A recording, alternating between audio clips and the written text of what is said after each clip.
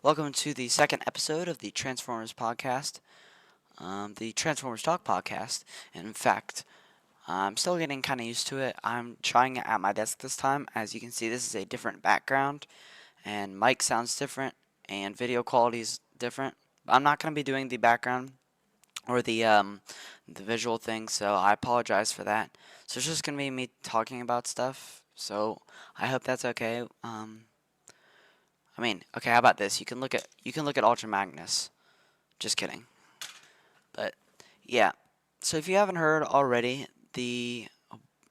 um there is a company, I believe it's called Kapow Toys. They sell Transformers over in the UK, and they have refused to sell the new Tidal Wave figure that has been announced. So they're basically boycotting it, and it finally happened. That's the title of this video. It finally happened. Now, let me find the tweet that it was. Um let's see.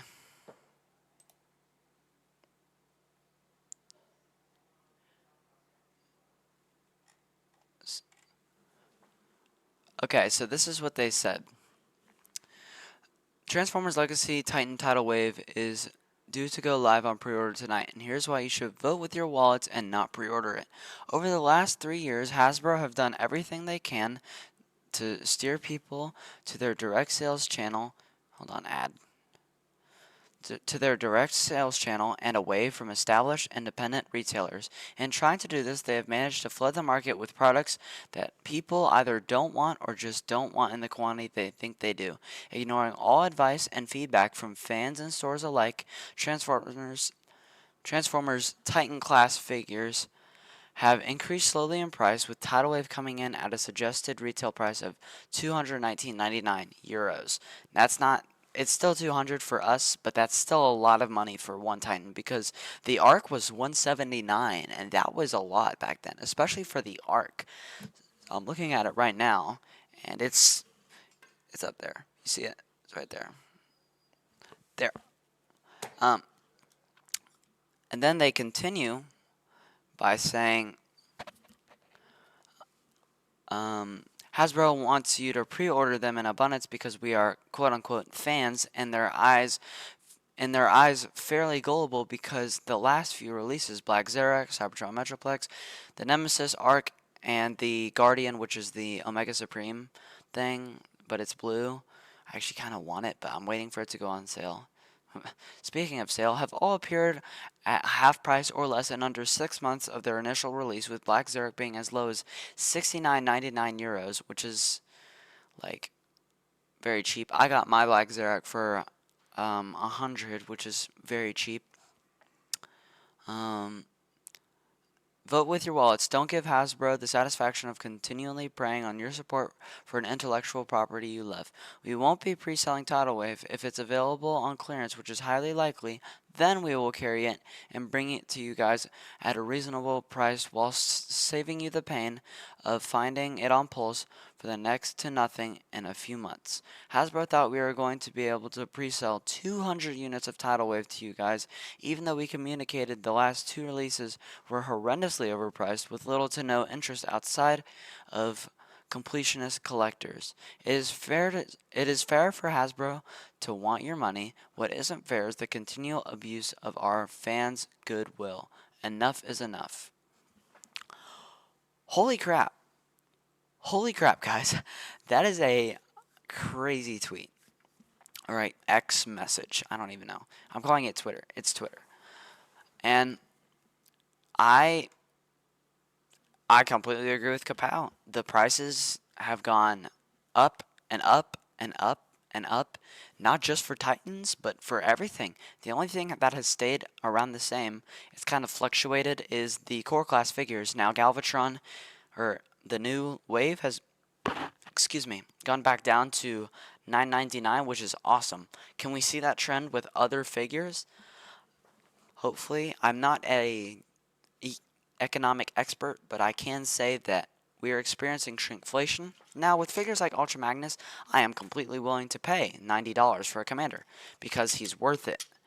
And if you want more thoughts on that, then go check out. I have a live stream and a full video on this guy. Not a review, but just a unboxing and reaction. And this thing is top tier stuff. And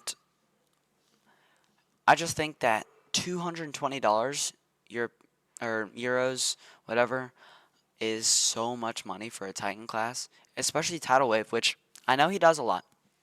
But he is a smaller Titan. He does come in around 17 to 18 inches, which is a bit shorter than the Arc. And the Arc was a very, very small Titan. And people were noticing that with the Arc. And Tidal Wave's engineering isn't gonna be that nuts if you really think about it. He has to compress. It's going to follow the engineering of the original Armada figure. And obviously they have to completely design a new figure, but the engineering fundamentals or the foundations are already there. And for them to charge that much for a Titan is kind of nuts.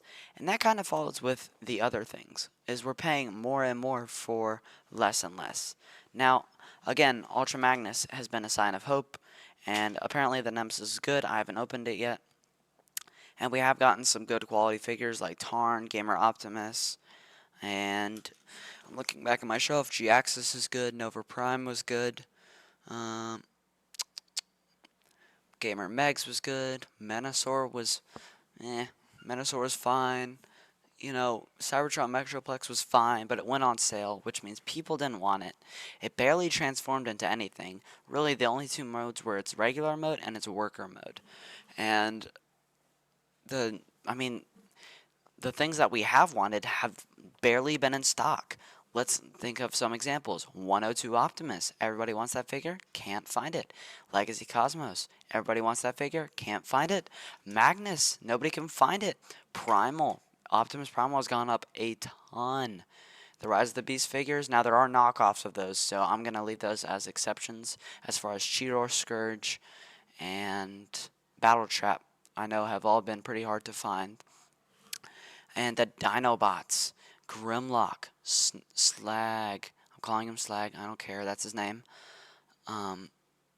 Sludge, all of them are hard to find. Sludge, not really, but Grimlock and Slag have gotten reissues, so yeah, you missed your chance if you didn't get them. They got reissues. Same thing with Jetfire, but I have not seen a single Snarl at all. Not at TFCon. Not at my Walmarts, not online. Actually, I did see him online, but for $100, almost double his retail price, which I'm not paying. I'm sorry, no. And so they barely have the stock of things that we do want, but what they do have is a million Elite 1s, a million Rhinoxes. Rhinox is a fine figure, but still. We're gonna have a million Strong Arms, and we're gonna have probably a lot of Shadow Strikers, Nemesis Leos, trying to think, Crosscut, oh my gosh, Crosscut. And those are just a few examples. That's just what I could find from the top of my head. And I don't understand the thought process at all, so it's just kind of like bad. It's just bad. It's really bad. And we just need to do something because, you know, in a few years or maybe like next year, deluxes are going to be $30. I know I just did that. I don't care. $30 for a deluxe. In 2025, if a deluxe is $30, it will have gone up $10 in 5 years. That's $2 a year. $2. And we're getting less and less. Engineering quality is less and less. We're getting more repaints, more QC issues, more yellowing. And the figures that are good, excuse me, barely anybody has a chance to get them. Now, he was available for quite a while, so, you know, you missed your chance. And, you know, that's on you for not pre-ordering it. I didn't pre-order it. I was very lucky to catch this guy on pre-order at Big Bad Toy Store, where they got more stock of him. And so, I have him now. But it's just crazy, dude. And it's something that we need to change, and Hasbro doesn't listen. As they've said, they don't listen to advice from the fans or the stores. The stores, I get fans. Not a lot of like stores or not a lot of companies will listen to their fans. That's fine. You know, that's just how it is. But stores, if they say, "Hey, this Legacy Crosscut is not selling. Don't make more," and they make a million more because like, oh, we're gonna love Crosscut. Everybody's gonna love Crosscut. The silver and the red, mwah. No, nobody's gonna like Crosscut, and it's not selling. The Buzzworthy line. That's why I think it got canceled, but now it's not canceled. I don't know. Uh, so you know, I don't know, and it's just kind of sad to me. And you know, the reissues are great. I'm glad that they get more stock and they, you know, get put them up for pre-order again. Tarn and Snarl actually are available on Entertainment Earth. I believe I will pre-order Snarl, hopefully, maybe, I don't know. But I gotta get that figure because everybody says he's fantastic. Like all the great figures just aren't available, and all of the bad figures are plentiful. So Hasbro has to understand that when you put all of your eggs into one figure or into one basket, being that one figure, like the Legacy Tarn, and you make all the rest of the figures in that line or wave not so good, then you're gonna get stock problems. Now, the latest wave of Transformers, like the latest wave of Studio Series, has been pretty okay. If you're looking at the Voyagers being Gamer, Optimus, and Ratchet, good. They're good. But Mirage, Nightbird, you know, these figures were hyped up for a while because we're like, yeah, that Studio Series price point's really going to do it. They're going to use that engineering and license, and it's going to be a fantastic figure. Breaking news, they're not. And I think we could have accepted or expected a little more from them, and I'm just disappointed. And, you know, so whatever. Um, yeah, hopefully this problem won't be an issue in the future, and I can only just hope that Hasbro will listen to this boycott of Kapow and more companies will do this because Kapow is sacrificing a lot by taking a hit in their profits, and like I think we should respect them for that, and I respect that because they've had enough, and I think we as a Transformers community have had enough. And again, the one thing I'm okay with paying a lot for is the Commanders because they've been home run after home run. Magmatron's only $90, and he looks huge. I saw a picture of him holding Leo Prime, and Leo Prime looked tiny compared to him. So he looks like he's going to be about Jetfire to um, Jetfire to Armada Optimus size, which is good. It looks good, and I think that when they're making the Commanders like that, they just need to.